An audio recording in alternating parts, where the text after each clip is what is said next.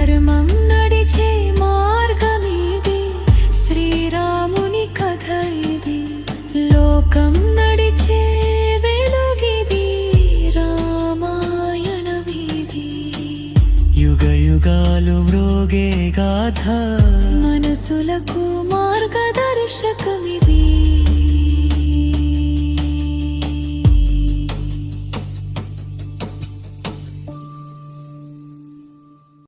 చాటలంత గోళ్ళు ఉన్నది. అప్పుడామె మదించిన ఏనుగు నడిచినట్టు నడిచేవాడు, విచ్చుకున్న పద్మముల వంటి కన్నులున్నవాడు, అపారమైన తేజస్సున్నవాడు, మన్మధుని సౌందర్యమును గెలవగలిగిన అందమున్నవాడు అయిన రాముడిని చూసింది. ఇటువంటి శూర్పణఖ రాముడి వంకచూసి, నువ్వు ఇంత అందంగా ఉన్నావు, జటామండలం కట్టుకున్నావు. నీలాగే ఇంకొక పురుషుడు కూడా కనబడుతున్నాడు. కాని ఇక్కడ ఎవత్తో అందవికారంగా ఒక స్త్రీ కనబడుతోంది. ఇంతకీ మీరు ఎవరు? అని అడిగింది. రాముడు ఇలా అన్నాడు, నేను దశరథ మహారాజు పెద్ద కొడుకుని, నన్ను రాముడు అంటారు. అతను నా తమ్ముడు లక్ష్మణుడు, ఆమె నా భార్య సీత. మేము ముగ్గురమూ తండ్రిగారి మాటకి కట్టుబడి అరణ్యాలకి వచ్చాము. ఇక్కడ తాపసులమై ధర్మబద్ధమైన జీవితాన్ని గడుపుతున్నాము. నువ్వు ఎవరు? అని రాముడు అన్నాడు. అప్పుడు శూర్పణఖ, నా పేరు శూర్పణఖ. నాకు కామరూపముంది. నేను చాలా భయంకరమైన రీతిలో ఈ అరణ్యం అంతా తిరుగుతూ ఉంటాను. విశ్రవసోబ్రహ్మ యొక్క కుమారుడైన రావణాసురుడు నాకు అన్నయ్య. నాకు కుంభకర్ణుడు అనే మరో అన్నయ్య ఉన్నాడు. ఆయన ఎక్కువగా నిద్రపోతూ ఉంటాడు. ఒక్క రాక్షస చేష్టితం లేకుండా ఎప్పుడూ ధర్మం అనే తమ్ముడు కూడా ఉన్నాడు. అతని పేరు విభీషణుడు. గొప్పగా యుద్ధం చేయగలిగే ఖరదూషణులు కూడా నా అన్నలు. నేను ప్రపంచంలో ఎవరిని లెక్కపెట్టను. నాకు అపారమైన బలముంది. స్వేచ్ఛావిహారం చేస్తుంటాను. ఇవ్వాళ నిన్ను చూశాక నిన్ను నా భర్తగా పొందాలన్న కోరిక పుట్టింది. నువ్వు నన్ను భార్యగా పొంది సుఖం అనుభవించు అని సీతమ్మ వైపు చూసి, ఈవిడెవరు? ఇంత అసహ్యంగా ఉంది. ఈవిడా నీ భార్య. ఈవిడ నీకు తగనది కాదు. నేను నీకు తగనదానిని. నువ్వు నన్ను స్వీకరిస్తే ముందు ఈమెని, తరువాత నీ తమ్ముడిని తినేస్తాను. అప్పుడు మనం హాయిగా ఈ అరణ్యంలో విహరించొచ్చు అనింది. చిన్న చిరునవ్వుతో రాముడు ఇలా అన్నాడు, నాకు వివాహం అయ్యిపోయిందమ్మా. నా భార్యమీద నాక చాలా ప్రేమ ఉంది. ఆవిడని విడిచిపెట్టి నేను నిన్ను ఎలా స్వీకరిస్తాను? రెండవ భార్యగా ఉండడానికి ఆడవారు ఇష్టపడరు. అందుకని అన్ని విధాల నాలా ఉన్న తేజస్సు కలిగిన తమ్ముడు కోరుకుంటే ఆయనకి భార్యగా ఉండు అన్నాడు. అప్పుడా శూర్పణఖ లక్ష్మణుడి దగ్గరికి వెళ్ళి, నీకు తగనటువంటి భార్యని నేను. నువ్వు ఎంత కాంతిగా ఉంటావో నేను అంతే కాంతిగా ఉంటాను. నువ్వు అందంగా యవ్వనంలో ఉన్నావు.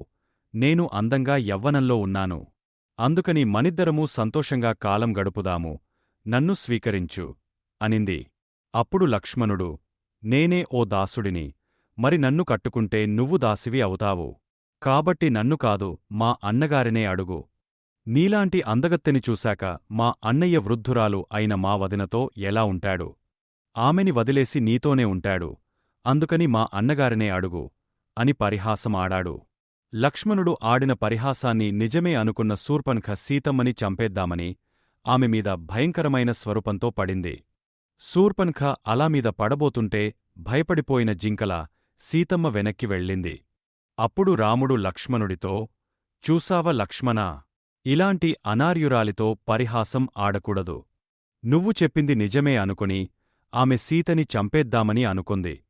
తాను అందగత్తెని అన్న భావన కలుగుతోంది కనుక, స్త్రీ కనుక, కాళ్ళు కాని చేతులు కాని తీసేస్తే అంగవైకల్యం వస్తుంది కనుక, అందం అంతా ముఖాన్ని చూసే అనుకుంటోంది కనుక, ఆమె ముక్కు, చెవులు కోసేయి అన్నాడు.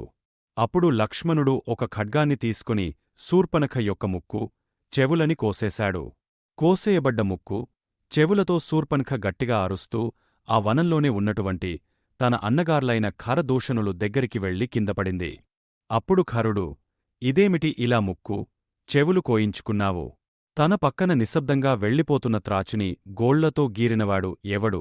నిన్ను ముట్టుకున్నవాడు ఎవడు? వాడు ఈ పృథ్విలో ఎక్కడున్నా బతకడు.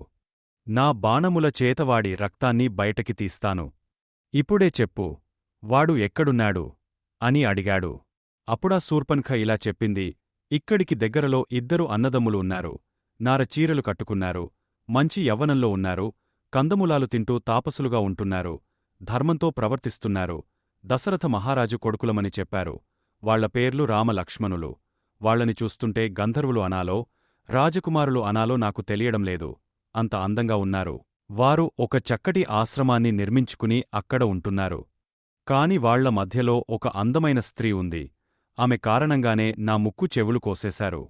అన్నయ్యా, నాకు ఒక్కటే కోరిక ఉంది. నువ్వు ఆ రాముడిని సంహరించాలి.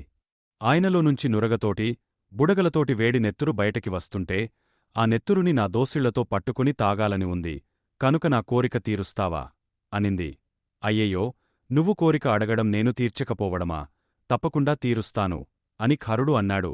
తరువాత 14 మంది సైన్యాధిపతులని పిలిచి, మీరు వెంటనే బయలుదేరి వెళ్ళండి. శూర్పణఖ మీకు ఒక ఆశ్రమానికి దారి చూపిస్తుంది. అక్కడ మీరు రామలక్ష్మణులు ఇద్దరినీ సంహరించండి. వాళ్లని చంపాక ఇక్కడికి తీసుకురండి. మా చెల్లి వాళ్ల రక్తాన్ని తాగుతుంది అన్నాడు. తాపసులైన ఆ రామలక్ష్మణులని చంపడం చాలా తేలికని భావించి ఆ 14 మంది పెద్ద పెద్ద కేకలు వేసుకుంటూ ఆశ్రమానికి చేరుకున్నారు. అప్పుడు శూర్పణఖ వాళ్లకి రామలక్ష్మణులని చూపించింది. అప్పుడు రాముడు, లక్ష్మణా, నువ్వు సీతమ్మ పక్కన నిలబడు, నేను వీళ్ల సంగతి చూస్తాను అన్నాడు. ఇంద్రుడి చేతినుండి వజ్రాయుధం విడువబడినట్టు రాముడు బాణములను తన ధనుస్కి సంధించి విడిచిపెట్టాడు. రాముడు వదిలిన ఆ బాణాలు వాళ్ల గుండెలకి ఉన్న కవచాలని పగలగొట్టి వాళ్ల గుండెల్ని చీల్చుకుంటూ భూమిలో గుచ్చుకున్నాయి. ఆ 14 మంది పెద్ద పెద్ద కేకలు వేస్తూ నెత్తురోడుతూ నేలమీద పడి మరణించారు. ఇదంతా చూసిన శూర్పణఖ మళ్ళీ వెళ్ళి ఖరుడి దగ్గర పడింది. ఇప్పుడే కదా 14 మందిని పంపించాను, మళ్ళీ ఏమయిందని ఇలా పడిపోయావు అని ఖరుడు అడిగాడు. అప్పుడా శూర్పణఖ, పంపించావులేవయ్య 14 మందిని రామలక్ష్మణులని చంపమని. వాళ్లని రాముడు ఒక్క క్షణంలో చంపేశాడు. రాముడు మహావీరుడు. నిజంగా నీకు రాముడిని ఎదురించే శక్తి ఉంటే నీ దగ్గరున్న కింకరులని పంపించడం కాదు, నువ్వే స్వయంగా బయలుదేరు. నువ్వు వచ్చి దండకారణ్యంలో రాక్షసులకి కంటకంగా ఉన్న ఆ రాముడిని సంహరించు. నువ్వు రాముడిని చంపడానికి వెళ్ళకపోతే నీ ఎదురుగుండా నేను నా ప్రాణాలని వదిలేస్తాను. అస్తమానం నా దగ్గరికి వచ్చి నేను వాడిని వీడిని చంపాను అంటావేంటి? అవన్నీ ఒట్టిదే, నువ్వు సూర్యుడివి కాదు. రాముడు మహావీరుడని చెప్పాను కదా, వెంటనే లేచి ఎక్కడికన్నా పారిపో అనింది. ఈ మాటలు విన్న ఖరుడికి ఎక్కడలేని ఉక్రోషం వచ్చి, నేను ఇప్పుడే బయలుదేరతాను, నా ఎదుట యుద్ధంలో దేవేంద్రుడే నిలబడ్డా సంహరిస్తాను. మృత్యుదేవతకి మృత్యువుని నేను కాని యుద్ధానికి వెళితే నా ముందు నిలబడగలిగేవాడు అంటూ ఎవడు ఉండడు అని పలికి 14,000 మంది రాక్షసులతో కలిసి రామలక్ష్మణుల మీదకి యుద్ధానికి బయలుదేరాడు. ఆ ఖరుడి చుట్టూ 12 మంది రాక్షస సేనానులు నిల్చున్నారు. వాడితోపాటు దూషణుడు, త్రిశిరస్కుడు, ప్రమాథి, స్థూలాక్షుడు, మహాకపాలుడు మొదలైన భయంకరమైన రాక్షసులు కూడా బయలుదేరారు. క్రోధంతో కోదండాన్ని పట్టుకుని ఉన్న రాముడిని చూస్తే ఆనాడు పినాకిని అనే ధనుస్సుని పట్టుకుని దక్ష యజ్ఞాన్ని ధ్వంసం చేయడానికి నిలబడ్డ రుద్రుడైన శివుడిలా ఉన్నాడని వాల్మీకి మహర్షి చెప్పారు. ఆశ్రమానికి వచ్చిన ఖరుడు తన సైన్యంతో రాముడిని చుట్టుముట్టాడు. మధ్యలో రాముడు ఒక్కడే ఉన్నాడు. రాముడి చుట్టూ 14,000 మంది రాక్షసులు నిలబడ్డారు. రాముడు ఒక్కసారి తన ధనుస్సుని తీసి మండలాకారంగా తిప్పి ఆ రాక్షసుల మీద బాణప్రయోగం చేశాడు. ఎప్పుడు ఆ అక్షయబాణ తూనీరంలో నుంచి బాణం తీశాడో, ఎప్పుడు ఆ బాణాన్ని తన ధనుస్కి సంధించాడో, ఎప్పుడు గురిచూసి ఆ బాణాన్ని విడిచిపెట్టాడో ఎవరూ చూడలేదు. అంత వేగంగా బాణప్రయోగం చేశాడు. ఆ యుద్ధానికి దిక్కులన్నీ కదిలిపోతున్నాయి, పర్వతాలు ప్రకంపించాయి, వన దేవతలు వనాన్ని విడిచి పారిపోయారు, క్రూరమృగాలు దిక్కులు పట్టి పారిపోయాయి. రాముడి బాణపరంపరకి ఏనుగుల తొండాలు తెగపోయాయి, గుర్రాల కాళ్ళు రాలిపోయాయి, రాక్షసుల కంక్యాలు నేలమీద పడ్డాయి, కొందరికి భుజాలు, కొందరికి కాళ్ళు తెగపోయాయి. అలా ఆ 14,000 మంది రాక్షసులని రాముడు ఒక్కడే సంహరించాడు. దూషణుడు ఆగ్రహంతో ఒక పరిఘని పట్టుకుని రాముడిమీదకి వచ్చాడు. అప్పుడు రాముడు వాడి 2 చేతులు నరికి ఒక దెబ్బ కొట్టాడు.